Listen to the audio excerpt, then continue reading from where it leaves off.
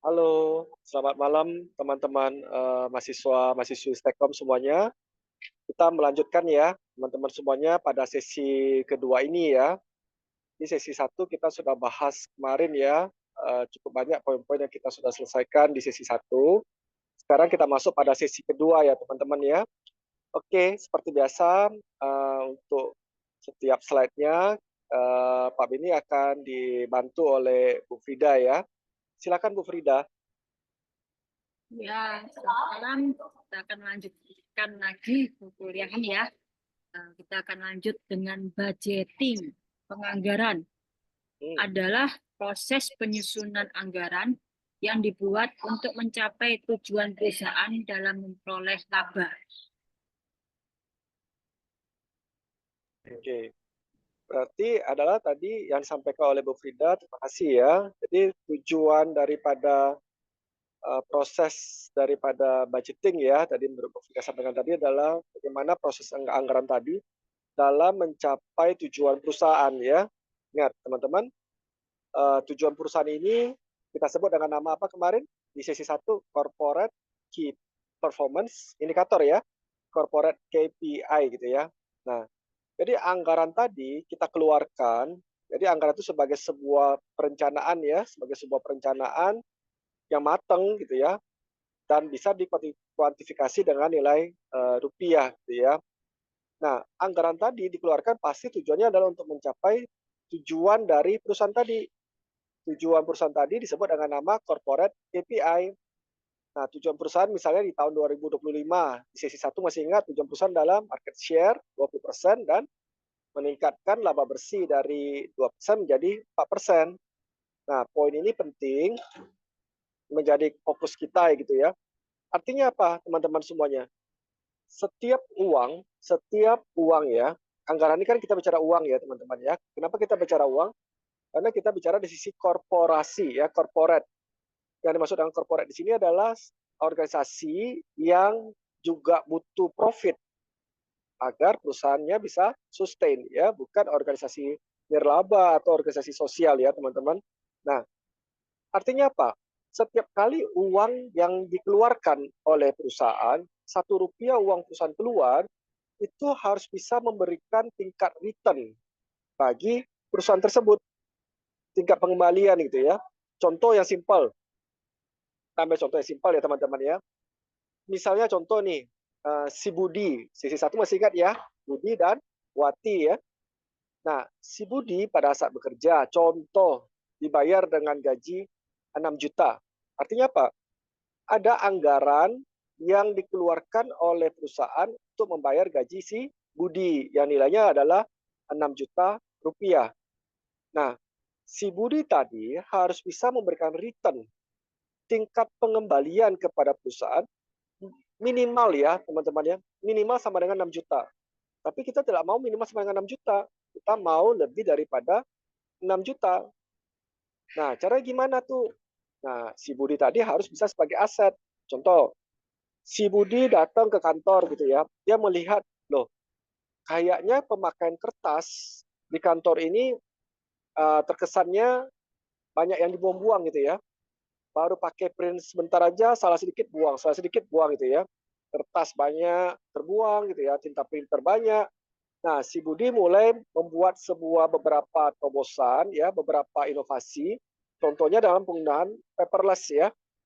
Nah, dengan terjadi cost saving, penghematan yang terhadap anggaran kertas tadi, maka apa yang terjadi? Perusahaan kan terjadi penghematan tuh. Mungkin perusahaan bisa menghemat satu bulannya sekitar 10 juta. Artinya apa? Perusahaan mengeluarkan gaji si Budi 6 juta, tapi tidak sia-sia karena perusahaan dapat menghemat 10 juta. Nah, ngerti ya? Perusahaan mengeluarkan gaji si Budi 6 juta, tapi perusahaan bisa hemat 10 juta karena cost saving di pemakaian kertas. Nah, itulah yang tadi Pak Beni maksud. Artinya apa? Setiap Rp1 uang perusahaan yang dikeluarkan, ya, setiap Rp1 uang perusahaan itu keluar, harus ada returnnya, harus ada tingkat pengembaliannya. Nggak bisa nggak ada, ya itu nggak boleh. Karena pertanggungjawabannya simpel teman-teman, itu bukan uang kita, ya kan?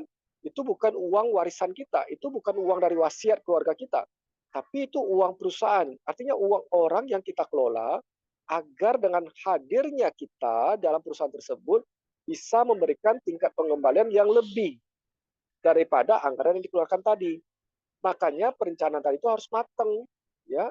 Perencanaan tadi harus matang sehingga pada saat perencanaan matang tujuan perusahaan bisa tercapai. Salah satu tujuan perusahaan tadi itu adalah pasti kepengen meningkatkan profit.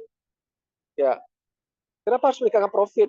Karena salah satu tanda-tanda bahwa perusahaan itu bisa sustain, bisa berkelanjutan itu ada dua teman-teman semuanya.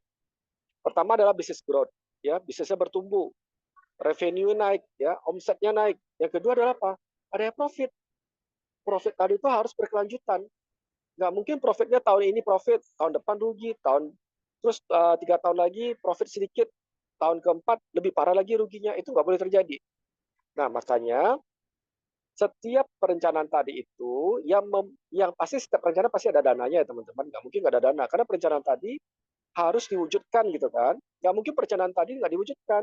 Kalau perencanaan tadi nggak diwujudkan namanya mimpi. Kita mimpi di siang bolong. Nah, untuk mewujudkan perencanaan tadi, untuk mewujudkan mimpi-mimpi tadi itu pasti butuh anggaran. Nah, anggaran tadi itulah yang memegang peranan untuk mengontrol dari sisi perencanaan tadi. Ya, jadi banyak banyak perusahaan yang mengatakan, udah deh, yang penting budgetnya sama kayak tahun lalu. Loh, kalau budget sama kayak tahun lalu nggak apa-apa. Sama kayak tahun lalu dia punya profitnya juga bertumbuh kan? Oke-oke aja. Tapi kita sudah tahu bahwa perencanaan tadi itu di tahun lalu nggak efektif, nggak ada hasil. Tapi masih tetap itu dipakai juga caranya. Nah, berarti kan kita membuang-buang uang perusahaan. Di mana uang perusahaan tadi itu bukan uang kita gitu loh. Nah, kalau itu terjadi teman-teman, kita itu bukan aset bagi perusahaan, tapi kita tuh sebagai expense bagi perusahaan. Akibatnya apa?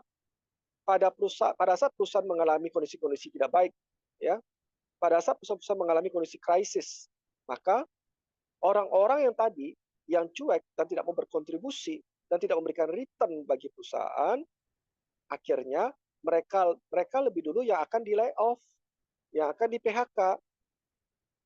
Nah, kalau sudah terjadi seperti itu, kira-kira kalau seandainya si Budi ikut di layoff gitu ya atau di PHK, kira-kira bagaimana kelangsungan keluarganya dengan Wati dan anak-anaknya? Itu PR yang baru yang muncul, tantangan yang baru yang muncul lagi gitu loh ya. Nah, poin-poin ini penting kita harus pahami. Makanya budget ini menjadi salah satu manajemen kontrol sistem ya dalam hal mengendalikan perencanaan tadi.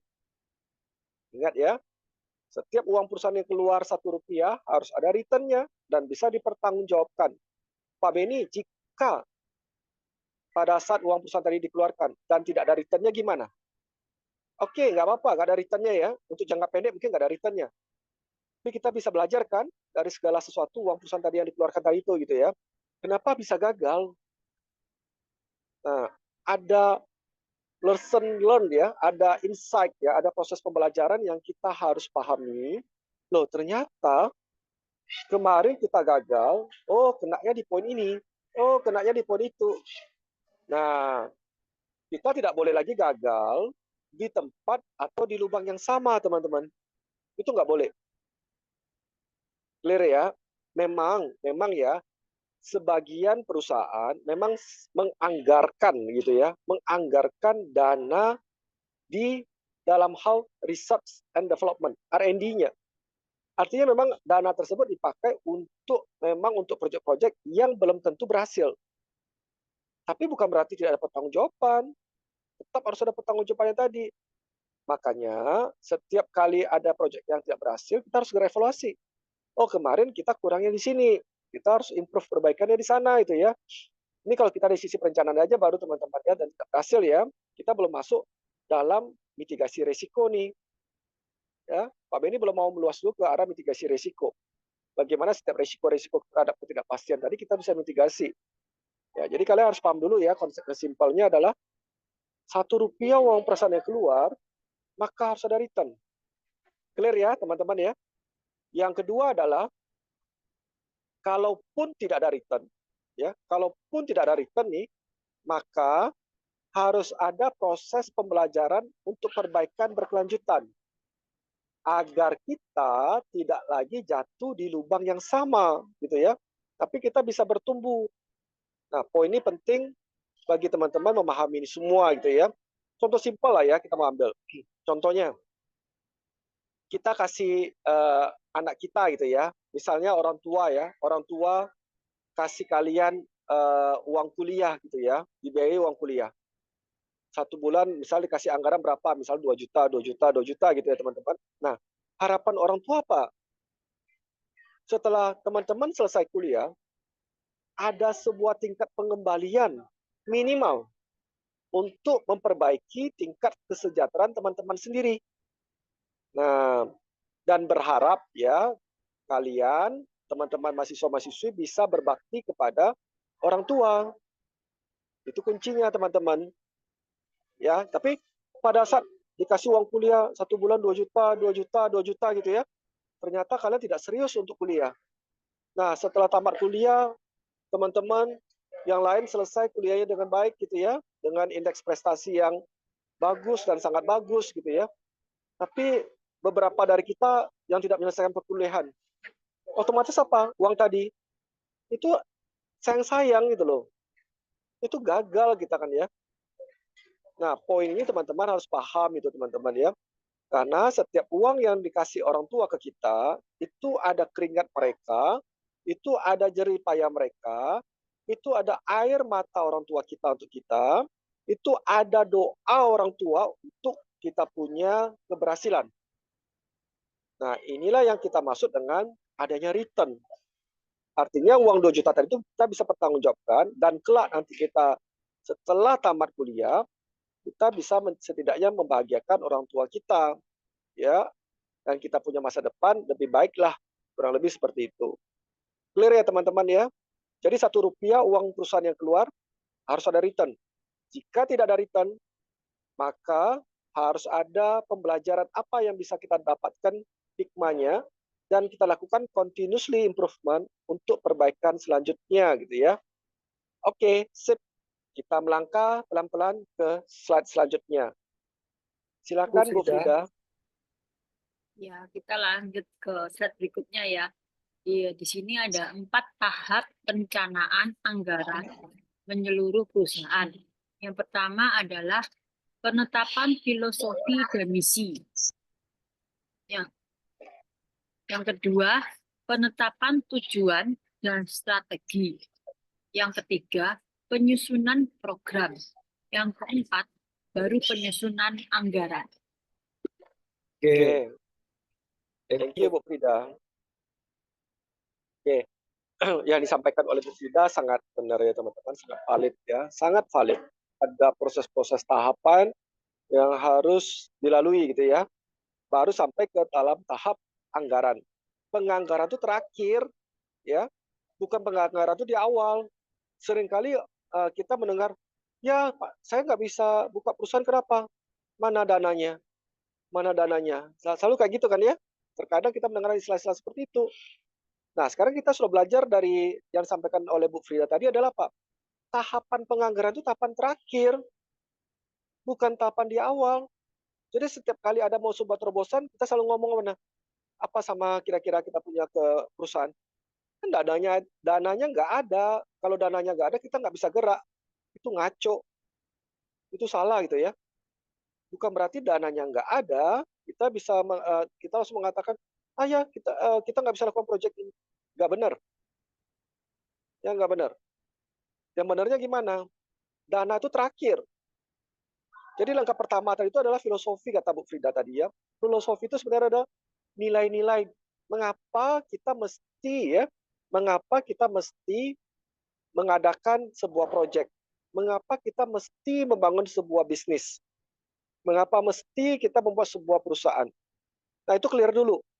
Kalau filosofi itu kita nggak clear, nilai-nilai itu kita nggak clear, maka setiap kali kita mendapatkan tantangan, ya setiap kali kita mendapatkan ujian, kita mudah give up. Nah, sekarang contohnya aja, kita buka perusahaan gitu ya, kita buka organisasi. Nah, nilai-nilai kita buka organisasi mau ngapain nih? Untuk memperkaya diri sendiri. Nah, kalau untuk memperkaya diri sendiri, percaya omongan Pak Beni, perusahaan itu nggak lama usianya, pasti tutup. Oke, tapi kalau kita kepengen membuka sebuah perusahaan, untuk apa? Untuk mempekerjakan orang-orang, ya, untuk membuat keluarga dari karyawan itu sejahtera, untuk berbagi kebaikan, untuk memberikan sebuah solusi terobosan kepada masyarakat. Nah, itu kita memiliki nilai-nilai yang pas gitu ya. Artinya apa? Oke, Tuhan, pakailah saya sebagai saluran berkat, ya, pakailah saya sebagai saluran berkat untuk menyalurkan berkat Tuhan kepada orang banyak gitu loh. Nah, nilai-nilai tadi itulah yang akan membuat kita tuh tetap tangguh gitu ya, tetap kuat berdiri gitu loh. Walaupun badai menerpa, ya turbulensi datang gitu ya, turbulence datang, ya istilah dulu-dulu lah kita pakai VUCA gitu ya, yang nggak jelas, ketidakpastian, kita tetap tangguh gitu loh. Karena kita punya sebuah nilai dalam diri kita yang kita believe. Saya buka perusahaan untuk nolongin orang kok. Pasti saya berani memberikan sebuah kepastian. Keluarga dari karyawan-karyawan yang bekerja sama kita dan kita sebagai saluran berkatnya, saya memiliki keyakinan mereka pasti juga akan mendoakan kita supaya perusahaan kita berhasil. Dan dari berkat-berkat melalui kita ya, bukan dari kita ya, dari Tuhan melalui kita ke keluarga tadi, banyak keluarga yang bisa terjadi perbaikan tingkat kesejahteraannya. Kenapa saya tidak memperjuangkan ini semua itu loh. Nah, itulah nilai-nilai dan dibahas oleh Bu Frida tadi adalah filosofinya, nilai-nilai yang kita believe teman-teman. Pertanyaan saya simpel. Kenapa kenapa teman-teman ingin kuliah? Ya, ingin kuliah karena ikut-ikut teman sih Pak Beni. Masa tamat SMA saya nggak kuliah sih? Nah, itu nggak boleh. Karena pada saat kita menemui sebuah tantangan, kita lebih mudah mengatakan, saya give up. Terus gimana Pak Beni? Ya, saya kuliah karena disuruh ibu, disuruh ayah. Kalau enggak, saya diusir dari rumah. Juga nggak boleh. Itu salah itu teman-teman. Nilai-nilai diri yang kita mau masuk itu adalah apa? Oke, saya akan kuliah. Saya akan perjuangkan semua ini. Apa yang saya perjuangkan adalah bagaimana saya bisa mensejahterakan dan saya bisa dipakai oleh Tuhan untuk bisa berbagi banyak saluran berkat kepada orang-orang sekitarnya. Terutama saya ingin membahagiakan orang tua saya terlebih dahulu. Nah, untuk itu saya butuh kuliah. Saya tidak mau hidup di batas-batas garis kemiskinan. Saya butuh pengetahuan. Saya butuh sebuah terobosan dalam diri saya. Karena saya tidak kepengen melihat ibu saya atau ayah saya tiap hari menangis, ya, uang nggak ada, saya akan perjuangkan semua ini. Gitu. Nah, kalau kita sudah memiliki nilai-nilai itu, pada saat terjadi ujian, gitu ya, terjadi tantangan, kita kuat gitu loh. Kita kembali ke nilai-nilai tadi. Oh, iya ya, kenapa sih saya mesti kuliah? Ya, karena saya kepengen air mata ibu saya tadi itu tidak netes lagi. Biarlah saya yang memperjuangkan semuanya. Agar ibu saya tidak meneteskan air mata, melainkan ibu saya bisa tersenyum bahagia. Clear kan nilai-nilainya? Ya, jadi kalau teman-teman harus bisa menggali ini terlebih dahulu. Makanya Bu Frida mengatakan tadi, filosofi tadi itu penting sekali. Oke ya. Poin kedua tadi Bu Frida mengatakan mengenai tujuan itu ya. Tujuan-tujuan apa yang ingin dicapai gitu ya dalam sebuah kita melakukan tujuan perusahaan tadi. Tujuan perusahaan tadi harus clear. Harus clear tujuannya tadi. Jadi kalau tadi si Budi sesi 1 ya, si Budi kepengen tujuannya datang ke rumah si Wati sebelum jam 18 kan ya. Nah, sekarang tujuan kita apa? Setelah tamat kuliah tujuan kita mau kemana? Itu harus clear. Nah, perusahaan ini tahun 2025 tujuannya apa? Kalau perusahaan masih ingat ya, terminologinya adalah corporate KPI, corporate key performance indicator. Nah, setelah itu baru kita buat strateginya, cara untuk mencapai tujuan. Strategi itu adalah langkah-langkah atau cara how to achieve ya. Strategi itu adalah how to achieve the target, the goals. How to achieve itu adalah strategi. Bagaimana cara si Budi sampai ke rumah si Wati tadi? Oh, akhirnya dipilihlah naik motor karena anggarannya cuma ada sekian. Nah, itu tujuan tadi itu harus clear dan sehingga strategi juga menjadi clear. Oke. Nah, terakhir baru kita bicara anggaran. Ya, terakhir baru kita bicara anggaran.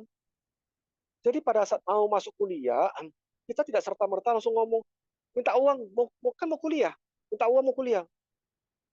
Teman-teman, kalau kita punya nilai-nilai diri ya, kita punya tujuan yang clear, kita tahu strategi untuk mencapai tujuan kita. Strategi tadi teman-teman ya, itu banyak beasiswa loh, sangat banyak beasiswa.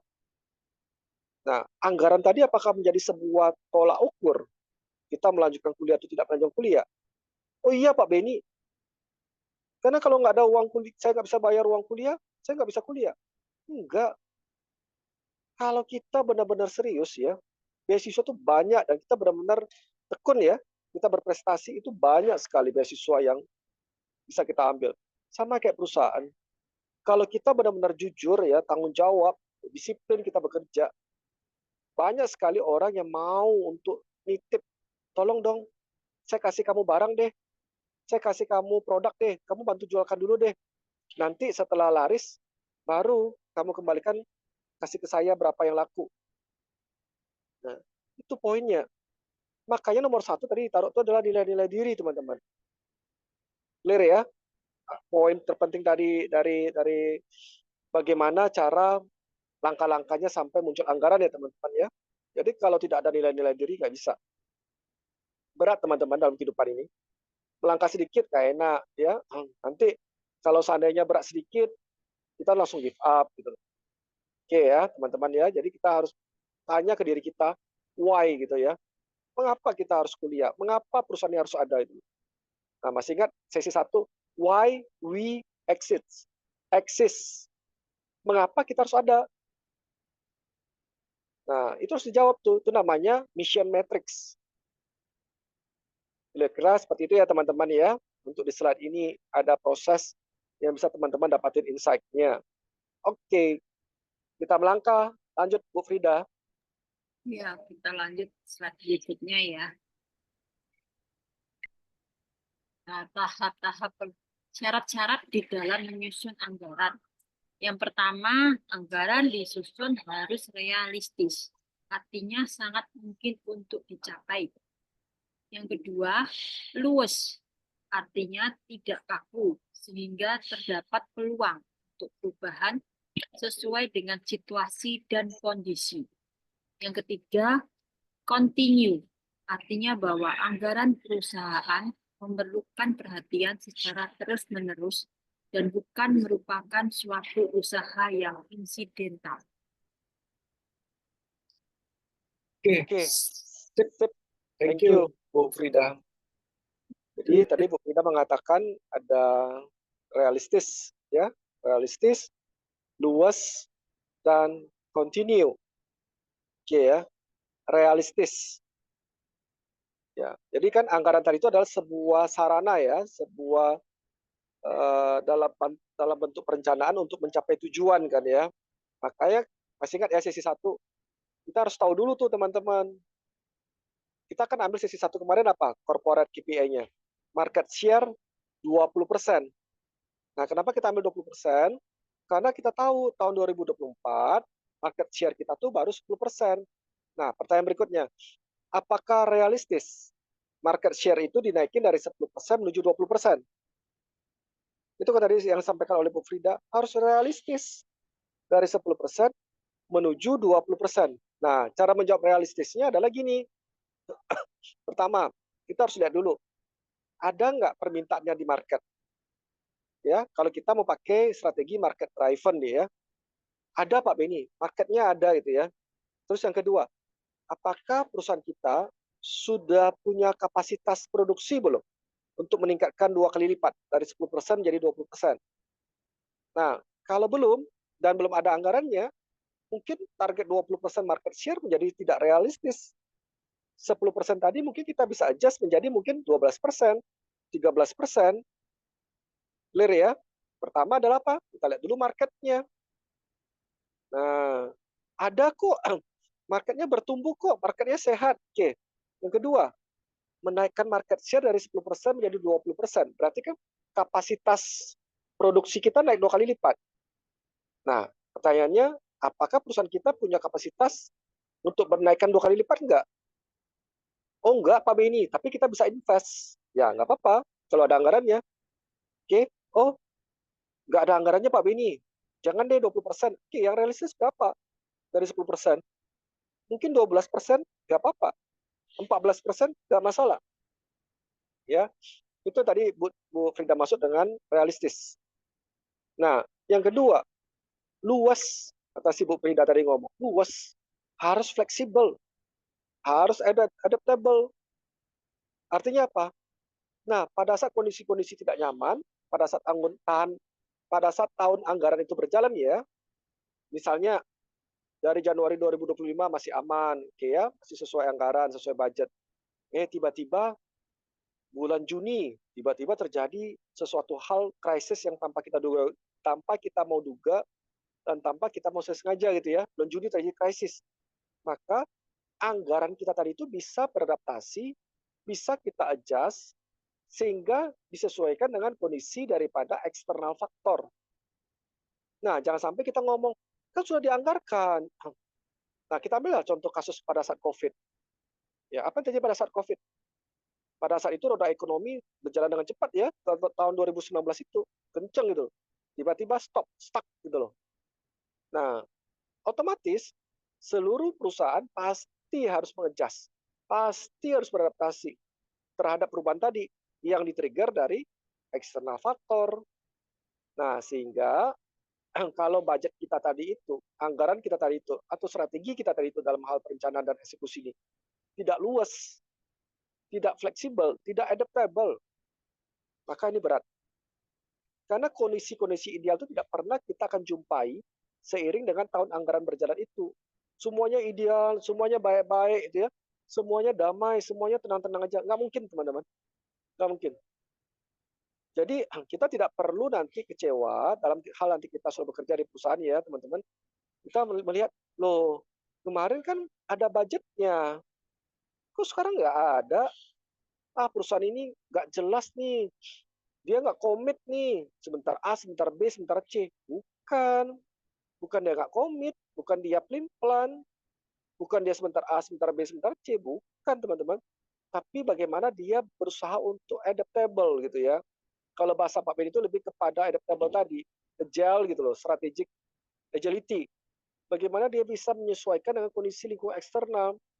Nah, kita sebagai part of team ya, dari manajemen korporasi tadi, kita harus mendukung, kita harus bersatu, kita harus mau berkontribusi untuk terhadap perubahan penyusunan ini, bukan kita menjadi penghambat. Nah, itu poin paling penting, cara kita berpikir itu loh teman-teman.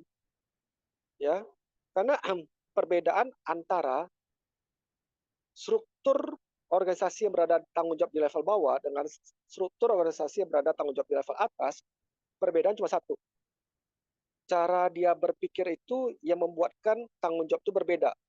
Top level dengan middle level ataupun berada di bottom ataupun berada di low level ya. Cara berpikir itu. Nah, semakin kita memahami cara berpikir tadi, semakin kita bisa beradaptasi, itu kita naik kelas. Clear ya, teman-teman ya. Itu yang tadi Bu Fika sampaikan dengan luas gitu ya. Fleksibel tuh katanya, adaptable. Bahasa Pak Benny agility ya. Nah, yang ketiga tadi Bu Frida bilang continue. Jadi pada saat, ingat ya, kan nggak ada dananya Pak Benny, kan sudah di-adjust gitu kan, kata Pak Benny adaptable. Kalau adaptable ya nggak ada dananya. Nah, berarti project ini nggak bisa dijalankan dong. Jadi jangan paksa saya harus mencapai target. Dananya nggak ada. Nggak boleh. Proses tetap harus continue, harus berkelanjutan. Ingat, slide sebelumnya tadi kan, anggaran itu berada di paling akhir kok, bukan yang pertama. Yang pertama itu justru nilai-nilai tadi. Nah, semakin dapat ya insight-nya teman-teman ya, semoga semakin dapat insight-nya, bukan semakin bingung ya. Kalau semakin bingung jangan lupa nanti boleh tinggalkan chat ya, Japri Pak Beni silakan ya, kita bisa berdiskusi. Atau bahkan teman-teman yang sudah kerja di perusahaan mau minta advice pun dari Pak Beni silakan ya, Pak Beni siap untuk berkontribusi. keterkaitan untuk budgeting tadi. Pak, kalau kami mau diskusi di luar budgeting, yang mungkin Pak Beni bisa memberikan sebuah solusi, why not? Silakan. Ya, Pak Beni dengan open heart ya, open hand, open heart, open mind, siap untuk berkontribusi untuk teman-teman semuanya ya. Artinya apa? Pada saat Pak Beni sudah memilih untuk sebagai dosen, ya artinya Pak Beni sudah siap untuk mau berkontribusi. Karena kita tidak bisa lagi serta-merta mengkalkulasikan dari sisi untung atau rugi. Ingat nilai-nilai tadi, poin nomor 1. Teman-teman juga Pak Beni harap seperti itu ya. Jadi ada 3 poin pertama yang tadi kita harus lakukan, realistis. Yang kedua apa? Luas. Yang ketiga adalah continue. Realistis, make sense nggak menaikkan target? Luas tadi, bisa nggak beradaptasi? Yang ketiga continue. Ya, bagaimana caranya tetap kita bisa lakukan continuously improvement, lebih tepatnya menurut Pak Beni ya. Nah, kurang lebih seperti itu teman-teman. Boleh ya, kita melangkah ke slide selanjutnya ya teman-teman ya. Mudah-mudahan teman-teman bisa mendapatkan insight ya. Kalau belum ngerti, tolong ulang lagi lah ya apa yang Pak Beni sampaikan ini. Ini adalah pesan-pesan untuk menjalani perkuliahan, untuk menjalani sebagai karir kita di profesional, dan untuk menjalani kehidupan kita ya. Mudah-mudahan kalian bisa mendapatkan sesuatu yang bernilai dan berharga. Oke, kita lanjut Bu Frida. Silakan Bu. Ya, lanjut ya. Nah, ini ada tabel yang membedakan antara anggaran dan ramalan. Kita bahas satu persatu ya Pak nomornya ya. Silakan Bu Frida. Anggaran nomor 1 adalah dinyatakan dalam ukuran uang. Sedangkan ramalan atau budgeting itu dinyatakan dalam ukuran moneter atau bukan. Nah, poin 1 dulu ya Bu Frida. Ya, Anggaran dinyatakan dalam bentuk uang ya Bu Frida. ya, Ramalan dalam bentuk ukuran moneter atau ukuran bukan. moneter ya. Nah, ini menarik nih yang Bu Frida sampaikan di slide ini ya, anggaran atau ramalan gitu ya. Nah, kita jangan berpikir teman-teman ini ramalan nasib gitu ya. Kan, ini dalam ramalan dari sisi ilmu bisnis ya. Kalau anggaran sudah pasti harus ada ukuran uang rupiahnya. Ya, Pak, kenapa ukuran rupiah Pak? Ya kalau nggak ukuran rupiah terus pakai ukuran apa di anggaran? Terus budget misalnya orang tua kasih teman-teman belanja setiap bulan contoh gitu ya. Itu dalam bentuk apa? Pasti dalam bentuk rupiah kan? Enggak kok Pak, ada dalam bentuk doa, ya pasti dong. Enggak kok Pak, saya cari uang sendiri. Nah cari uang sendiri kan, dalam bentuk uang kan, ada nilai toh. Ya itu anggaran dan beda dengan ramalan tadi. Ramalan tadi lebih bersifat kepada arah makro ya.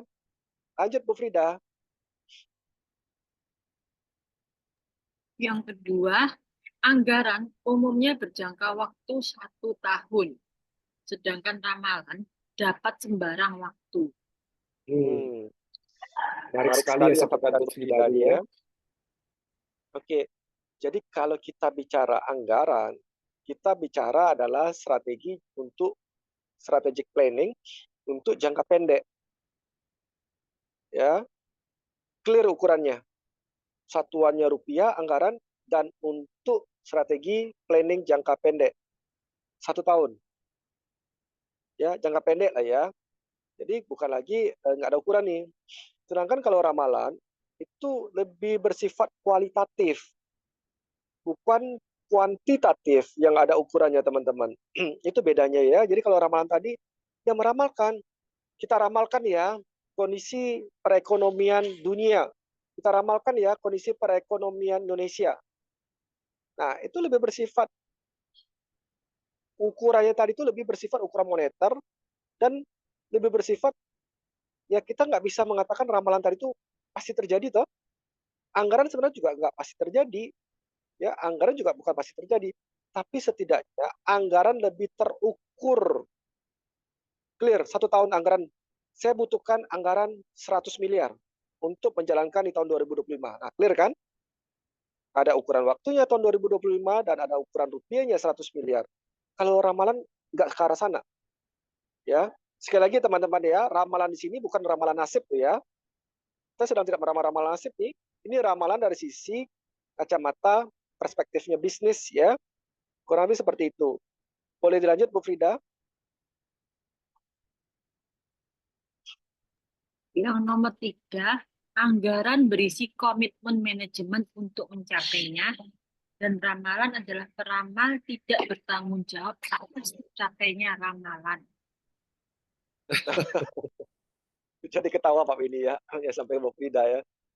Kenapa Pak Beni tiba-tiba ketawa ya teman-teman ya? Ramalan tadi ya. Jadi si peramal tadi tidak bertanggung jawab, terhadap apa yang dia ramal. Mau terjadi atau mau nggak terjadi, ya terserah. Kita percaya boleh, nggak percaya juga nggak apa-apa itu loh. Karena dia nggak bisa diminta pertanggungjawaban ramalan tadi. Ya, jadi kalau misalnya kita mau pergi gitu ya, ramalan nasib, ya kalau kita percaya silahkan. Tapi Pak Beni nggak setuju, ya karena nasib kita di tangan Tuhan dan di tangan diri kita sendiri, bukan tangan si peramal. Karena kalau di tangan si peramal, minimal deh si peramal tadi pasti kaya, ya kan? Nggak mungkin dia kasih kita kaya lebih dulu, sedangkan dia miskin. Nggak make sense. Makanya Pak Beni kalau boleh melarang dengan keras ya, itu Pak Beni sangat tidak setuju. Ya, kita punya nasib adalah di tangan Tuhan, bukan di tangan si peramal. Itu nggak boleh sama sekali. Nah, makanya dia tidak bertanggung jawab tuh si peramal terhadap apa yang dia ramal, kata Bu Frida tadi. Tapi kalau anggaran tadi, ya itu ada sebuah komitmen dan tanggung jawab dari manajemen. Siapa tuh manajemen? Kita semua. Dari level terendah tanggung jawabnya sampai ke level tertinggi tanggung jawabnya. Jadi kalau tidak tercapai tadi sebuah target tadi dalam sebuah perusahaan terhadap anggaran yang sudah didesain, siapa yang salah Pak Beni? Kita semua. Tergantung masing-masing kontribusinya. Jadi tidak lagi dalam hal tunjuk-menunjuk. Semakin clear ya teman-teman ya. Apa tuh anggaran? Apa tuh ramalan? Ya, ramalan dia nggak bertanggung jawab si tukang peramalnya. Nggak masuk di akal itu loh. Oke ya, nggak masuk di akal, nggak masuk di iman gitu ya. Jadi Pak Beni melarang keras lah untuk dari sisi ramal-ramal ini. Pak Beni sangat tidak setuju, ya tidak boleh. Tapi bagaimana kita belajar untuk komit? Kalau kita sudah komit sama Siwati datang jam 18, ya kita harus sampai sebelum jam 18. Jangan ngomong, ya Siwati nggak mau nunggu kita Pak, Siwati nggak setia, Siwati nggak mengerti. Tadi di jalan saya kecelakaan loh, beda cerita. Itu force major. Force major dengan sebuah komitmen itu dua hal yang berbeda ya. Dia tetap komit datang jam 4 sore. Tiba-tiba menuju rumah Siwati dari jam 4 sore, menuju rumah Siwati jam 18 tadi yang dijanjikan jam 18, tiba-tiba di pertengahan jalan terjadi kecelakaan. Ya kan? Nah, kalau suatu terjadi kayak itu kan force major. Apakah si Budi nggak komit? Komit dia. Dia sudah pergi dari jam 16 kok. Tapi kalau dia pergi dari jam 17.30 ke rumah Siwati menuju jam 18, dia tahu di sana macet, dia tahu di sana itu jalannya rawan kecelakaan, terus dia ngebut-ngebutan, terjadi kecelakaan. Itu kan juga force major, Pak Beni. Itu bukan force major. Itu berarti tidak ada planning, tidak ada sebuah mitigasi resiko yang dibangun. Berbeda kalau kita pergi ke rumah Siwati jam 16. Clear ya, teman-teman ya? Oke, lanjut Bu Frida. Selanjutnya, anggaran disetujui oleh pimpinan yang lebih tinggi. Sedangkan ramalan tidak selalu disetujui oleh pimpinan yang lebih tinggi. Clear. Thank you Bu Frida. Pertama, ramalan tadi si tukang ramalnya, si peramalnya tidak mau bertanggung jawab. Kalau si tukang ramalnya, si peramalnya nggak mau tanggung jawab, kira-kira tuh ada yang mau menge-approve nggak? Ada yang mau menyetujui nggak? Ya pasti nggak dong. Dia sendiri aja nggak mau bertanggung jawab terhadap apa yang dia ramal. Iya kan? Terus dia suruh orang lain untuk menyetujui apa yang dia ramal. Nggak make sense. Dia sendiri aja nggak mau bertanggung jawab, si tukang ramal tadi. Apalagi orang mau bertanggung jawab untuk apa yang dia ramal. Nggak masuk di akal. Sedangkan kalau kita bicara anggaran, karena dia mau bertanggung jawab terhadap apa yang dia komitkan, terhadap bagaimana pertanggungjawaban terhadap uang yang dikasih perusahaan untuk dia kelola. maka pastilah dari atasannya pasti menyetujui tadi. Karena ada sebuah komitmen, ada sebuah tanggung jawab yang melekat di sana gitu ya, tanggung jawab profesional yang melekat di sana. Karena kalau sempat itu gagal dan tidak bisa dipertanggungjawabkan, itu ada kerugian perusahaan, teman-teman.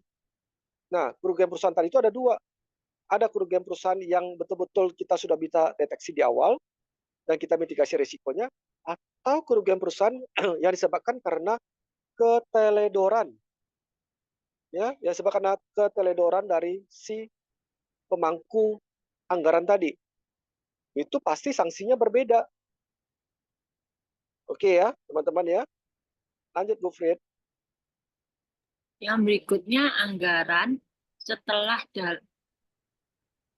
dalam kondisi khusus, sedangkan ramalan segera diperbarui jika ada informasi baru yang menunjukkan perubahan kondisi. Berarti anggaran tadi itu adalah sebuah hal yang bisa kita adjust, kita adaptable ya terhadap situasi dan kondisi dari yang di-trigger oleh eksternal faktor ya. Tiba-tiba ada COVID gitu ya, tiba-tiba terjadi krisis gitu ya. Itu kita bisa lakukan adjustment tadi yang di slide sebelumnya tadi Pak Beni sudah sharing ya teman-teman ya. Berbeda dengan si ramal-meramal tadi ya. Oke, silakan Bu Fit. Yang berikutnya anggaran secara periodik, realisasi dibandingkan dengan anggaran, dan penyimpangan dianalisis dan ditindaklanjuti. Kalau untuk ramalan, penyimpangan terhadap ramalan tidak dianalisis secara formal atau secara periodik tidak ditindaklanjuti. Nah, clear nih teman-teman. Jadi gini, antara budget atau anggaran tadi, ya kan? Budget tadi kan perencanaan ya. Anggaran tadi kan perencanaan ya. Dengan setelah dieksekusi kan ya, dengan setelah diimplementasikan kan ya, dengan actual yang terjadi kan ya, itu kan nggak mungkin berada dalam kondisi yang ideal ya. Nggak mungkin. Pak Beni, bisa nggak berada dalam kondisi ideal? Terkadang bisa loh Pak Beni. Betul, terkadang teman-teman. Bukan selalu ya. Terkadang bisa berada kondisi yang lebih baik daripada yang dianggarkan. Bisa, bisa. Sering-sering terjadi nggak? Untuk kondisi turbulence, agak jarang teman-teman. Bisa sering-sering itu terjadi. Yang adalah Pak, actual kondisi, actual yang terjadi dengan yang dianggarkan, dengan yang direncanakan, itu biasanya terjadi variance. Terjadi sesuatu hal yang jadi penyimpangan. Bukan fraud ya, bukan kecurangan ya. Penyimpangan itu tadi itu adalah kita targetkan market share-nya 20%. Ya kan? Ternyata baru tercapai 16%. Nah, kan ada gap tuh 4%. Nah, gap tadi 4% tadi itulah yang harus kita lakukan varian analisisnya. Itu yang kita mau. Ya, lengkap ya teman-teman ya. Jadi, kenapa bisa belum mencapai 20%? Kenapa baru tercapai 16%? Nah, kita harus melakukan evaluasi secara periodik. Nggak bisa kita melakukan evaluasi secara periodik. Tiba-tiba, boro-boro 16% Pak Bin tercapai. Ternyata cuma tercapai 8%. Nah loh, makanya harus dievaluasi secara periodik. Saran Pak Beni, itu kita perlu evaluasi secara berkala minimal. Ya, 3 bulan sekali deh. Tapi kalau bisa sebulan sekali. Supaya bisa terdeteksi di awal. Pak, 1 hari sekali. Itu boleh sih 1 hari sekali. Kalau organisasi kita masih kecil ya. Perusahaan kita masih kecil, nggak apa-apa. Berskala UMKM boleh 1 hari sekali. Tapi kalau perusahaan kita tuh sudah di level di atas UMKM, setidaknya sebulan sekali ya. Jangan tunggu setahun sekali. Waduh, kalau setahun sekali, udah keburu bobol semuanya, baru ketahuan. Apanya lagi mau diperbaiki di tahun berjalan itu. Tapi kalau sebulan sekali, bulan pertama kita ada gap terhadap pencapaian, bulan kedua kita bisa perbaikan. Bulan kedua masih belum sempurna, perbaikan di bulan ketiga. Nah, itu penting tuh kita harus lakukan secara periodik. Sebulan sekali. Itu yang kita harus lihat varian analisis tadi ya. Karena kita mau perbaikannya terjadi berkelanjutan. Continuous improvement-nya terjadi berkelanjutan ya. Nah, tapi kalau seandainya bulan pertama gap-nya 4%, bulan kedua gap-nya jadi 7%, bulan ketiga gap-nya jadi 10%. Nah, itu nggak terjadi perbaikan, teman-teman. Itu malah terjadi Ya bukan perbaikan ya, percuma juga kita evaluasi setiap bulan gitu loh. Nah itu kita harus hati-hati. Jangan-jangan kita soal evaluasi setiap bulan tapi perbaikannya nggak ada. Yang kita mau itu adalah evaluasi iya, dan terjadi perbaikan ke arah yang lebih baik. Makanya penting kita harus perhatikan nih, karena itu uang perusahaan loh ya, bukan uang kita. Kita harus bertanggungjawabkan uang tadi. Jadi kita nggak bisa memperlakukan uang perusahaan tadi itu sama hati kita, nggak bisa. Nggak boleh, itu ada hukumnya. Ya, ada hukum yang kalau kita langgar itu berbahaya. Ada risikonya, konsekuensinya ya kita bisa sampai masuk penjara. Kalau kita tidak bertanggungjawabkan uang-uang tadi dengan baik ya, dengan benar, dengan tata kelola yang baik, ya ke penjara. Dengan kata lain kita korupsi, itu nggak boleh. Clear ya teman-teman ya. Apa menjadi hak kita itu yang kita ambil, yang nggak menjadi hak kita kembalikan aja. Toh Tuhan sudah atur kok rezeki kita gitu ya. Kenapa kita mesti nggak yakin itu loh sama Tuhan gitu loh. Oke ya, untuk poin ini kami harap teman-teman sudah memahami dengan baik. Oke, lanjut Bu Frit. Lanjut, kita akan bahas mengenai fungsi anggaran. Yang Mantap. pertama, satu di bidang planning, kedua di bidang coordinating, yang ketiga di bidang controlling. Masuk dulu di bidang planning ya. Silakan Bu Frit. Ini ada beberapa di bidang planning. Mungkin ini merupakan slide terakhir sebelum kita masuk ke perkuliahan minggu depan ya. Di bidang planning, yang pertama adalah membantu manajemen meneliti dan mempelajari segala masalah yang berkaitan dengan aktivitas yang akan dilaksanakan. Yang kedua, membantu mengarahkan seluruh sumber daya yang ada di perusahaan dalam menentukan arah atau aktivitas yang paling menguntungkan. Yang ketiga, membantu arah dan atau menunjang kebijaksanaan perusahaan. Yang keempat, membantu manajemen menentukan tujuan perusahaan. Yang kelima, membantu menstabilkan kesempatan kerja yang tersedia. Yang keenam, membantu pemakaian alat-alat fisik secara lebih efektif. Oke, menarik ya. Jadi fungsi anggaran itu ada 3. Di perkuliahan kita yang kedua ini, kita sampai di proses perencanaan ya. Jadi fungsi anggaran sebagai sebuah perencanaan. Nanti sesi ketiga kita akan masuk sebagai peran sebagai fungsi sebagai controlling gitu ya. Oke, dalam sebuah perencanaan, anggaran tadi itu penting sekali. Loh, karena gini teman-teman, jadi gini, dengan kita punya resources yang terbatas ya, dengan kita punya sumber daya terbatas. Sumber daya itu apa aja Pak Bini? Sumber daya itu ada uang gitu ya, ada intelektual ya, ada apa lagi? Macam-macam kita punya, ada aset, kita punya aset berwujud ya, ada kita punya mesin, itu semua resources. Nah, dengan semua resources tadi, kita bisa membangun sebuah perencanaan yang matang untuk mencapai tujuan perusahaan. Itu penting. Ya, Pak, kita ngalir aja deh, Pak. Kita nggak usah bicara perencanaan deh, Pak. Nge-flow aja. Ya, kadang-kadang kalau bahasa Jakarta sering ngomong kayak ini. Nge-flow aja, Jack. Ngapain lu pikirin perencanaan-perencanaan? Toh juga perencanaan tidak bisa terjadi kok dalam kondisi yang real. Nah, itu kurang tepat gitu loh ya. Perencanaan itu kita sudah menentukan arah. Kita menentukan arah nih, mau ke kanan, mau ke kiri, mau ke utara atau mau ke selatan kan? Itu penting. Kita merencanakan kita mau ke rumah si Wati, ya kan? Kita nggak mungkin kita bilang, nge-flow aja deh Wati. Nanti lihat dulu lah ya, jam berapa nanti gua sampai ke rumah lu. Iya kalau sampai, kalau enggak, yang penting gua nge-flow aja deh, gua nggak perlu rencanakan itu loh.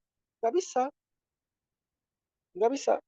Nanti si Wati mau sama si Budi mau menikah ya, ditanya, Budi gimana rencana kamu nanti untuk kita menikah dengan kamu punya budget segitu? Aduh, ngalir aja ya. Nanti apa yang dapat aja deh. Yang dapat itu ya itu yang kita lakukan. Nggak dapat ya nggak apa-apa. Udah deh, kita pasrah aja. Itu ngaco kan?